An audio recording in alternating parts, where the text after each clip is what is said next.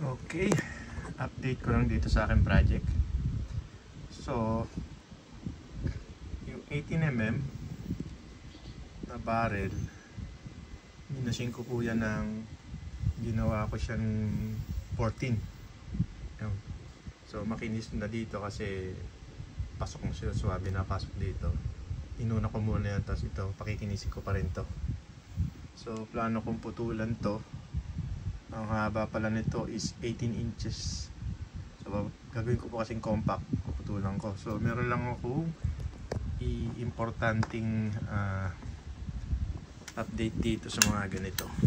Kung makikita nyo, yan. So ito yung dulo ng barrel.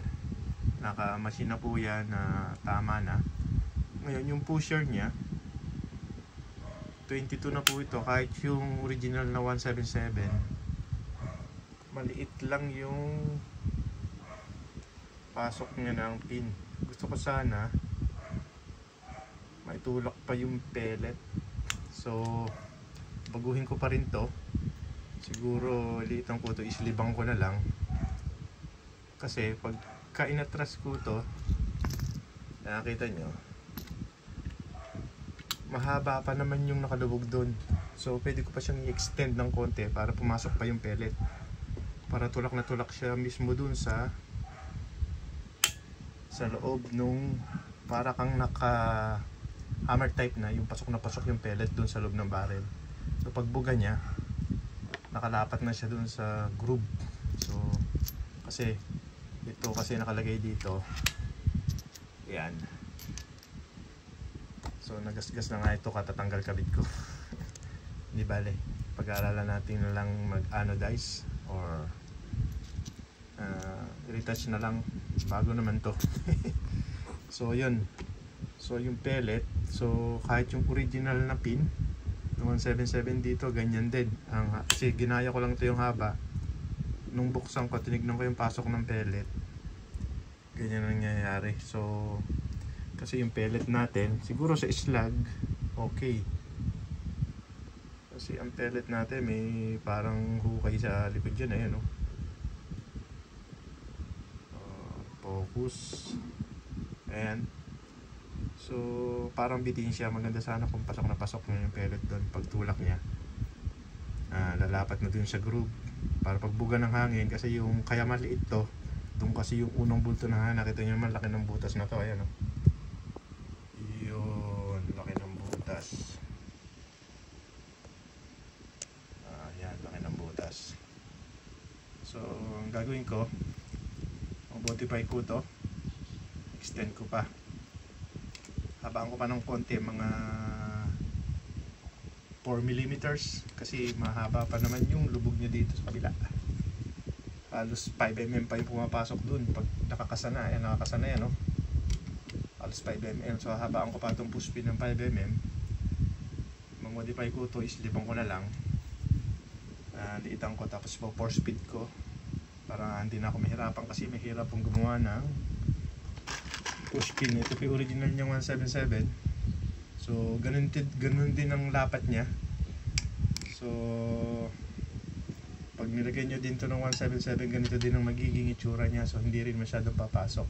Siguro yung mga slag, kasi medyo walang hukay yung likod nun, maganda siya, pasok na pasok.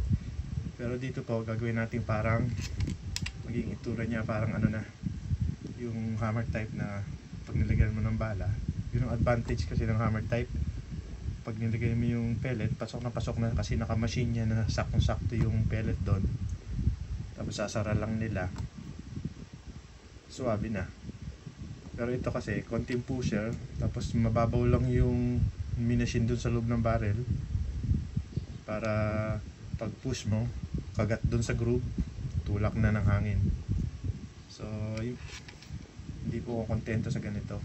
So mabugayin natin yan. Ang ganda nito kasi wala ka na yung mamachine doon sa barrel. Gagawin mo lang 14mm, pasok, salpak. Ayan, kasi may o-ring na doon ng upuan. So madali magpalit ng barrel. So kahit palitan mo ng 177, dahil maliit naman nga yung pin dito, 177, pwede po. 177 na barrel at 22 pwede na. So yan yung update natin sa ating project. Ayan. Na yung regulator na to ay inalign ko na. Pinalitan ko na ng German disc.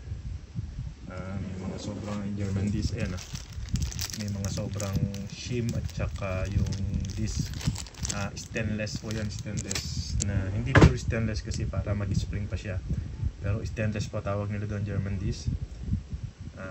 Knockdown. Ano na siya, CF tank. Okay naman po yung ano niya, 2 days na tong ganito. So set up yun ng naka-set na po yun ng 1.8. Pwede pa nating baguhin. So pag natapos to ay isliban natin to ng carbon fiber. Then pwede na po ito yung dispatch sa mga gusto lang magdagdag ng collection. So napakaganda po ng kumbaga power nito, kasi sa haba ng travel nung hammer, kitang kita nyo dito, talagang mapipil nyo na talagang powerful siya. Sa laki ba naman ng plenum, 70cc na dito, tapos direct laki ng mga butas. Kung titignan nyo, compare nyo sa mga normal na PCP na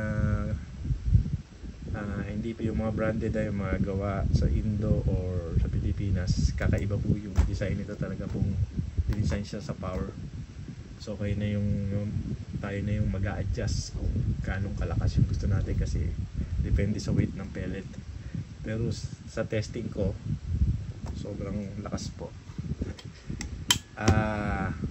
Baguhin lang natin to para maging smooth doon. Isliban natin to para hindi na tayo mag-machine lahat. Lalagyan natin siya ng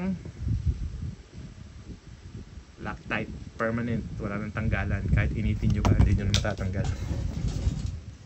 So yun lang update natin, yun na lang. Tapos konti na lang. Tapos ito, kasi nyo makinis na to kasi smooth na siya doon. Ito, padadaanin ko pa sa machine. Lilihain ko pa para kuminis. Puputulan natin, lalagyan natin ng thread. O wag na muna natin putulan. Tignan natin, itathreadan ko naman na dito ng pang suppressor. Tapos i-kokrono natin. Tignan natin kung ano speed ng ganitong kahaba. Then tsaka natin puputulin. I-kokrono natin to. Okay, yun lang update. So okay na itong dito. Dito lang tayo magko-concentrate sa barrel at dito sa puspin. Kinabit ko pa rin kasi yung mga original. Gumawa ako ng para dito, hindi po ako masaya. Although pwede siya kasi bumaba ng konti. Bumaba ng konti ito. Na sobrahan ako sa tabas dito. Sayang yung 4 na oras ko sa paggawa nito. Pero pwede po namang lagyan to ng shim. Pataas na ganyan. Pero hindi na po. Nag-fabricate pa rin ako ng, kasi kailangan mo fabricate ng adapter nito para masalang nyo sa torno. Ayan, para magawa nyo yung butas na yan na may o-ring. So ganun din to. Ayan, sinasalang nila sa torno yan. Meron ding adapter para ma-centralize nila. Yan, ginawa ko yan. Sayang, pero meron pa ako ito. Pwede ko itong alalang kulay, pero meron kasi itong nasabi ko doon sa video ko nung una, merong pang 18mm na magazine. Gumawa silang 18mm na magazine, malapad dahil sa mga slag na mahaba. Binabalahan nila ng slag na mahaba. So gumawa sila ng adapter dito para mailagay yung regular na 15mm na magazine. So ayan po yung original, nakasalpak na minachine ko na to nang pumasok yung 22, kasi oras na nilagay nyo na yung 22 na puspin, pwede nyo naman po lagyan ng 177 So yung 177 na original dito hindi na rin magagamit. So ito isliban natin to. Pahabain natin ng konti para pasok na pasok dun yung pellet.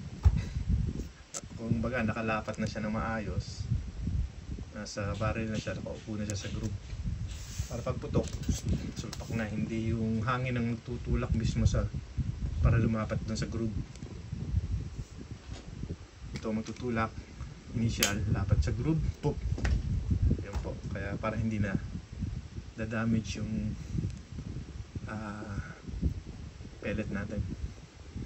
Kasi pag hangin ang tumulak doon, baka itutulak ng hangin nakapaling. Hindi natin nakikita, pero ganun po nangyayari kasi yung pellet, nakita nyo naman, yan. So masyado na mahaba yung video. Umpisa ko pa na ito, papaklasin ko ang push pin at i-slip natin. Pakita ko sa inyo pag natapos na ulit, follow up video. Alright.